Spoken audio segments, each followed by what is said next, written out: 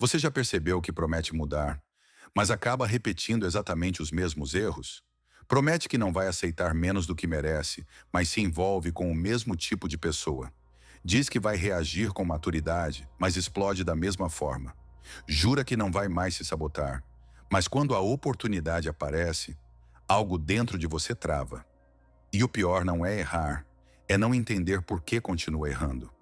Existe uma sensação silenciosa de estar preso a padrões invisíveis, como se algo dentro de você estivesse no controle, enquanto você apenas assiste às consequências. A pergunta incômoda é: se você está no comando, por que sua vida repete os mesmos ciclos? Talvez o problema não seja a falta de força de vontade, talvez não seja a falta de disciplina, e talvez não seja a culpa do mundo. Carl Jung defendia que a maior parte da nossa mente é inconsciente, e é justamente essa parte que influencia nossas escolhas antes que o pensamento racional entre em cena. Você acredita que decide com lógica, mas muitas decisões já foram moldadas por medos antigos, desejos reprimidos e experiências que você nem lembra mais. O ego cria explicações convincentes depois que tudo já aconteceu. E enquanto você tenta controlar sua vida conscientemente, forças invisíveis continuam operando silenciosamente dentro de você. Jung comparava a mente humana a um iceberg.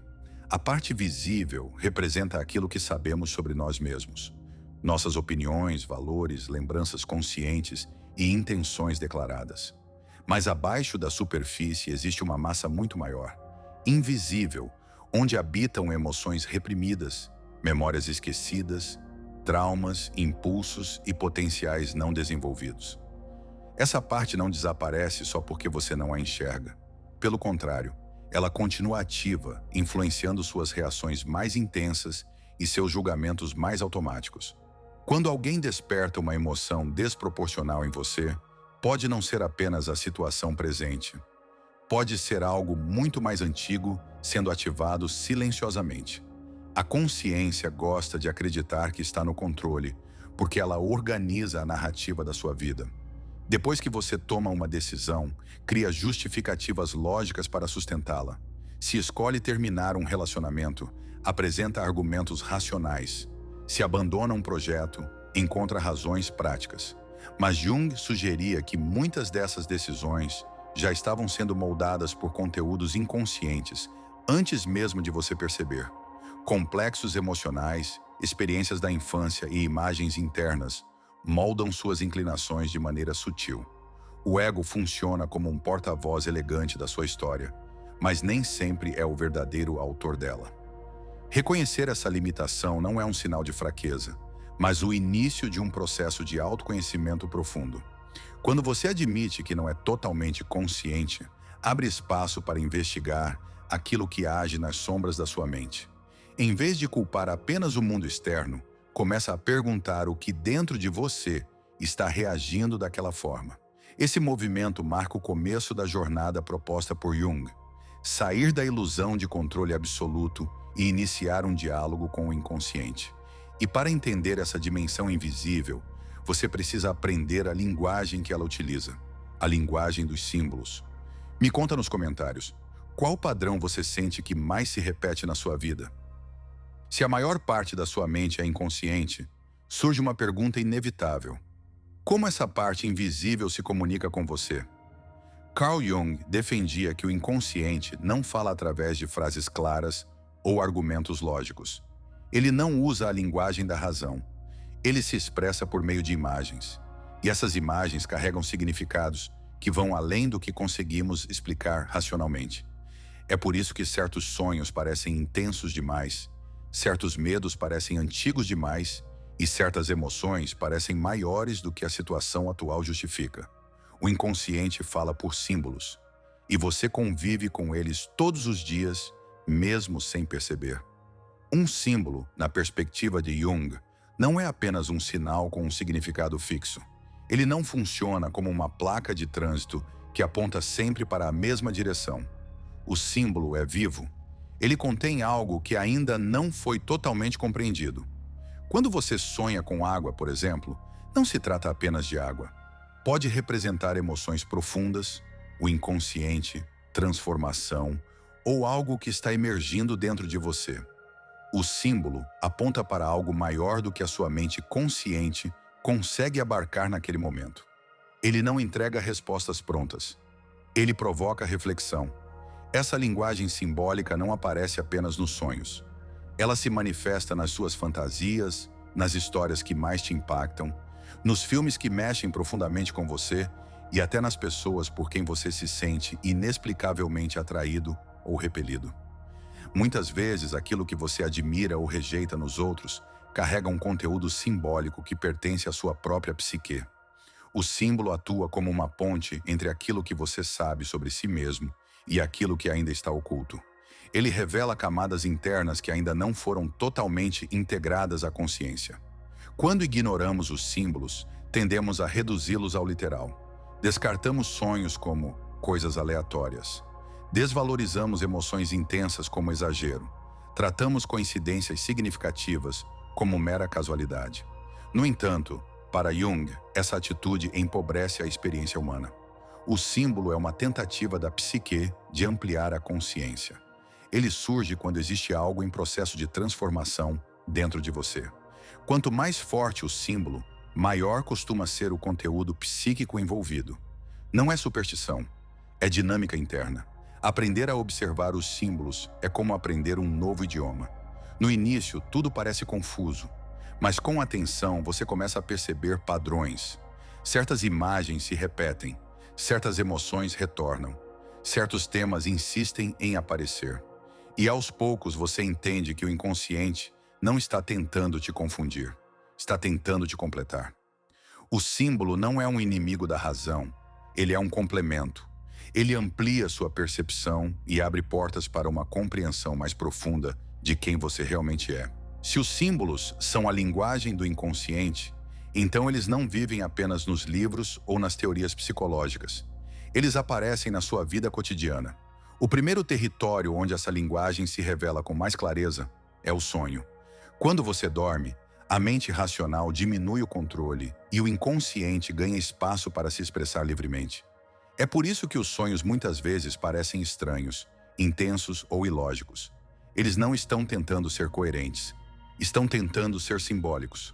Cada imagem carrega uma emoção, e cada emoção aponta para algo que talvez você ainda não tenha olhado com atenção suficiente. Mas os símbolos não aparecem apenas enquanto você dorme. Eles surgem nas suas reações emocionais mais fortes. Quando alguém desperta em você uma irritação desproporcional, uma admiração intensa ou uma atração inexplicável, pode haver algo simbólico acontecendo. Muitas vezes, aquilo que você enxerga no outro é um reflexo de partes suas que ainda não foram reconhecidas. Jung chamava isso de projeção. O outro se torna uma tela onde conteúdos internos são exibidos sem que você perceba.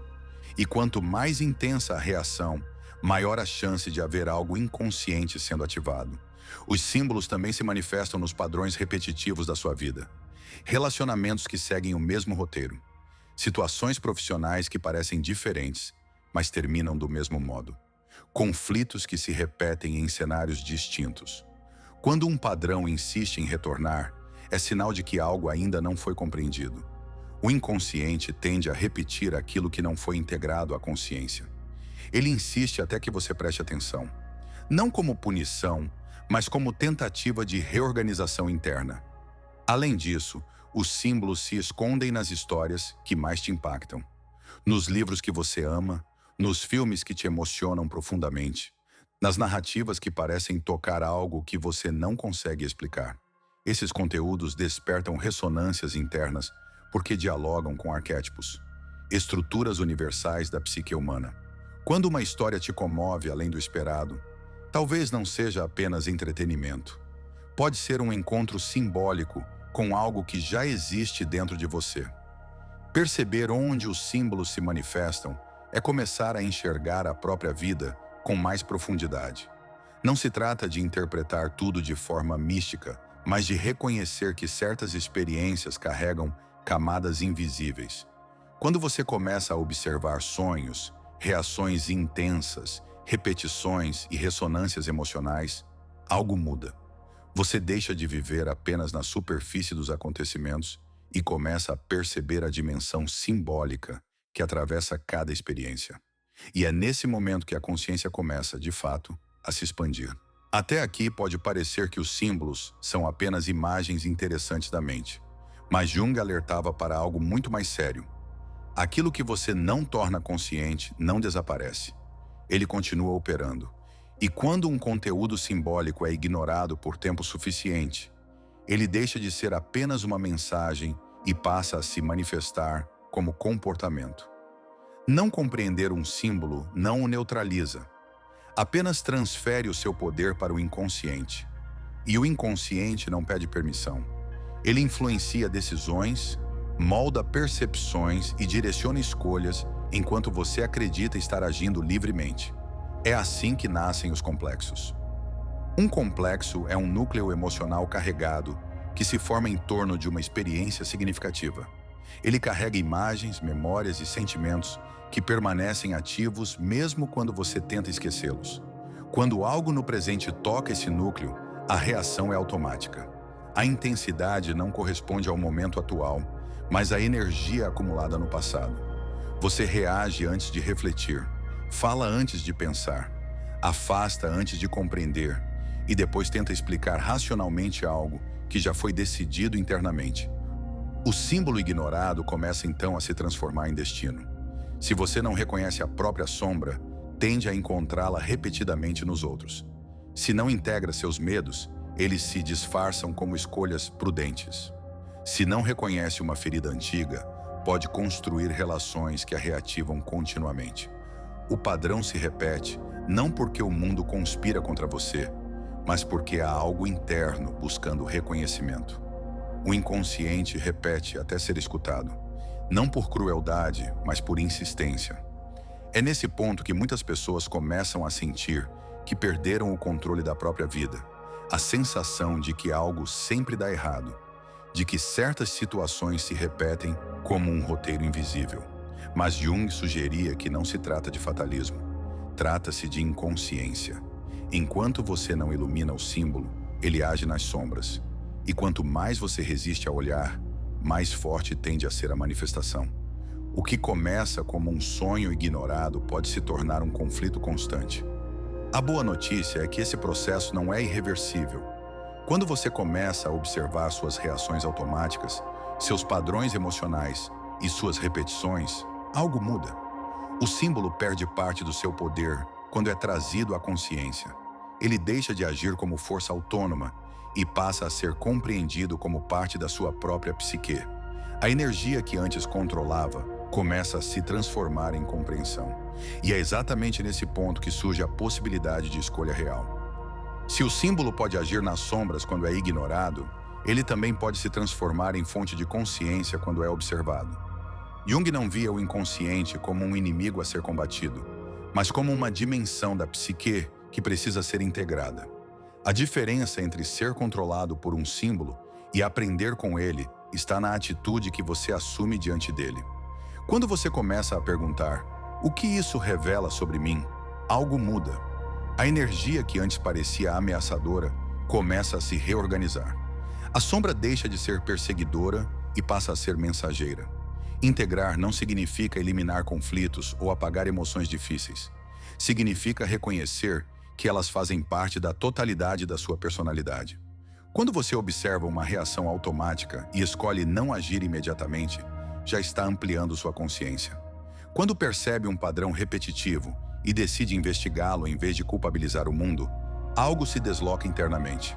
A consciência não surge como uma explosão dramática, mas como um ajuste sutil de percepção. E é nesse espaço sutil que nasce a liberdade. O processo que Jung chamou de individuação é exatamente esse movimento de integração. Não se trata de se tornar perfeito, mas de se tornar inteiro.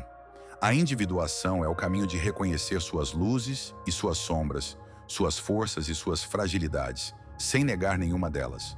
Quanto mais você reconhece seus conteúdos internos, menos precisa projetá-los no mundo externo. A energia que antes era dispersa em conflitos começa a se concentrar em desenvolvimento. O símbolo deixa de ser um enigma ameaçador e passa a ser uma bússola interna. Isso não significa que a vida se tornará simples ou previsível. O inconsciente continuará se manifestando. Novos símbolos surgirão, novas camadas serão reveladas.